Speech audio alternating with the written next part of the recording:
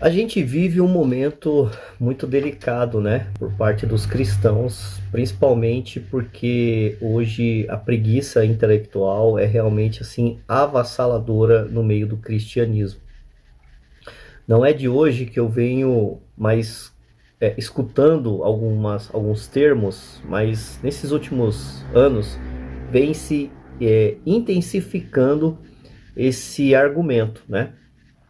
De pessoas quando não concorda com alguma área da teologia, ela sempre abre o seu discurso dizendo que não defendem doutrinas de homens antes de falar da doutrina ou da teologia que ela defende, né?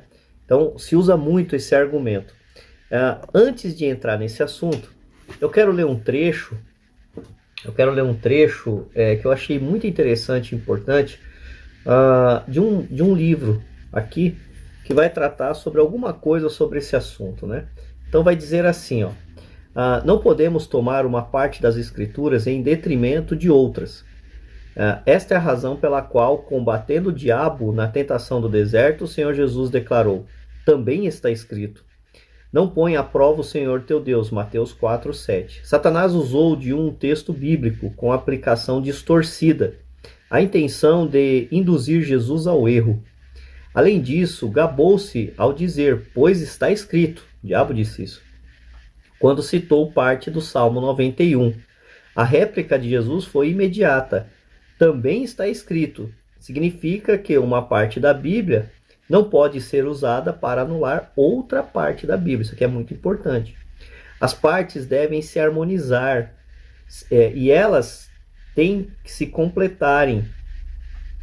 A tradução do século XXI e a tradução brasileira registra o Salmo 119 e versículo 160 dessa forma: a soma da tua palavra é a verdade. A verdade de Deus sempre concorda consigo mesmo. Por que eu estou trazendo essa fala aqui? Porque há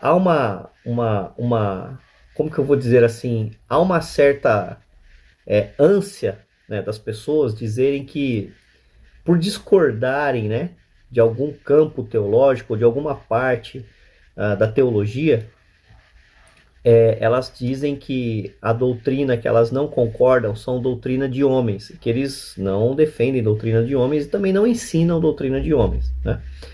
Mas eles vão defender alguma doutrina, né? Algum ramo ali doutrinário. E geralmente a gente vê que essas pessoas ou vendem cursos, né, de teologia, ou tem bibliotecas gigantescas, muito grandes, na sua retaguarda ou na sua casa, enfim. E sempre recorrem a esses materiais para estar estudando, né? Por que eu estou dizendo isso? Porque ninguém está inventando a roda, entendeu? Ninguém está inventando mais a roda. Todo o campo doutrinário são tratados teológicos que homens escreveram. Quando eu escuto alguém dizer, eu não defendo doutrina de homem, para se referir a um entendimento de outra área teológica, eu me pergunto, por que essa pessoa tem então materiais teológicos? Por que essas pessoas têm teologias sistemáticas? Por que essas pessoas dão aulas de teologia? Por que essas pessoas indicam livros e materiais? Ora, é uma explicação de homens. É uma doutrina de homens, né? Ou seja, então, o que deve ser avaliado? O que está sendo escrito ali e explicado. Muitas pessoas se esforçaram muito para explicar coisas que os preguiçosos não querem explicar. Esse trecho que eu li aqui é muito importante porque a gente precisa entender que toda uma doutrina não é baseada em um único versículo. O que me surpreende é que muitas pessoas falam que não defendem doutrina de homens, né? Como eu já venho ouvindo até em debates teológicos por outras pessoas, enfim, mas não explicam os versículos, né? Não mostram a harmonia desses versículos, seja lá o que for.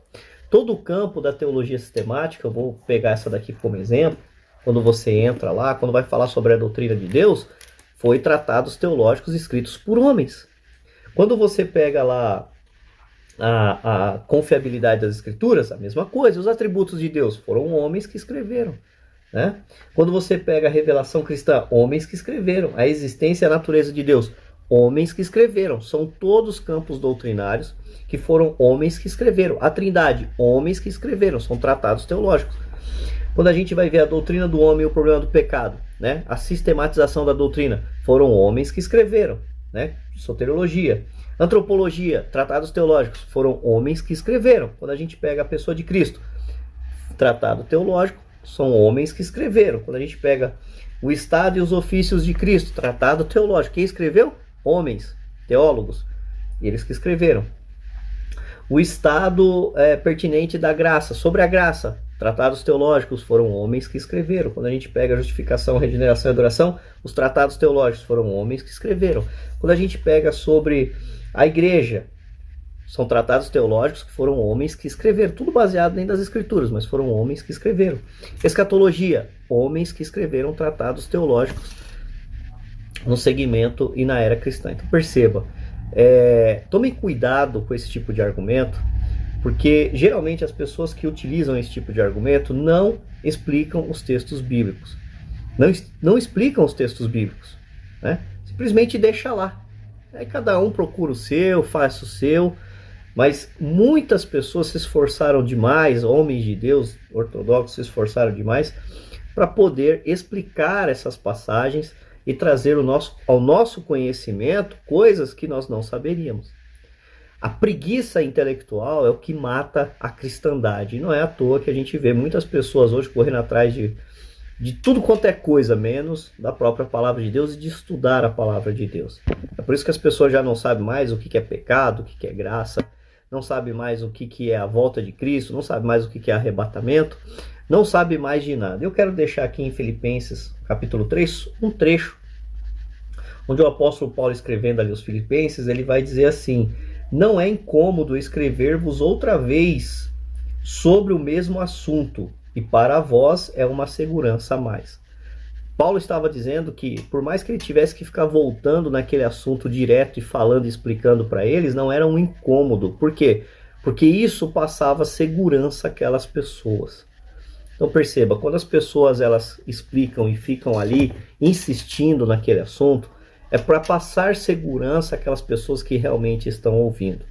Tá bom? E não caia nessa conversa falaciosa de que eu não defendo doutrina de homens e não explica absolutamente nada, dizendo que o que vai defender é única e exclusivamente o que está na Bíblia e não repetir o que outras pessoas escreveram ou pensaram ou expuseram sobre o assunto. Se isso é uma realidade, a minha pergunta que eu faço é o seguinte: por que existem obras teológicas? Qual é o sentido de obras teológicas? Obviamente a gente concorda que obras teológicas não é canônico, mas por que lê obras teológicas? Por que compra obras teológicas? Por que indica obras teológicas? Por que fala para as pessoas fazerem cursos de teologia e não só ficar com a Bíblia única e exclusivamente e mais nada? Então perceba, não caia nesse barulho. Estude as matérias, explique as matérias. Muitas pessoas usam a Bíblia simplesmente para dizer assim: Jesus é bom, salva e leva para o céu. Beleza, concordo com isso. Agora a Bíblia ela tem e possui 66 livros. Ela possui uma infinidade de doutrinas dentro delas que precisam ser trabalhadas e explicadas. O fato das pessoas não quererem se posicionar não significa que aquelas que se posicionam estão erradas em se posicionarem. Tá? Pessoas precisam trazer clareza sobre os textos porque muitas pessoas têm dúvidas sobre o assunto. E fazendo de conta que os textos não existem, ignorando e dizendo que não defende doutrina de homens, mas também não quero me envolver porque isso causa polêmica, isso causa aquilo, não resolve absolutamente nada. Só mostra o fracasso na exposição do texto e nas dúvidas das pessoas. Se você está assistindo esse vídeo, se aprofunde, estude, pesquise, cave fundo, para quando você for falar sobre os assuntos, falar com propriedade, falar com sinceridade naquilo que crê, trazendo a melhor explicação possível para aqueles que precisam realmente de uma palavra. Mas no mundo em que vivemos, e nessa era e nesse tempo, a gente está mais para guardar a nossa fé com a gente, para não ser engolido por esse mar, né, de pessoas que não querem se aprofundar e usam qualquer argumento, qualquer chavão, por assim dizer, para simplesmente ignorar os textos, defender algo que não explicam e não fazem nenhuma questão de querer se aprofundar. Que Deus tenha misericórdia da nossa nação, que Deus tenha misericórdia do povo evangélico. E se você está estudando, não pare. Faça igual o apóstolo Paulo. Eu não me canso de voltar sobre esse mesmo assunto e falar com vocês, porque isso vai trazer segurança a vós. Deus abençoe a vida dos irmãos e até o próximo vídeo. Tchau.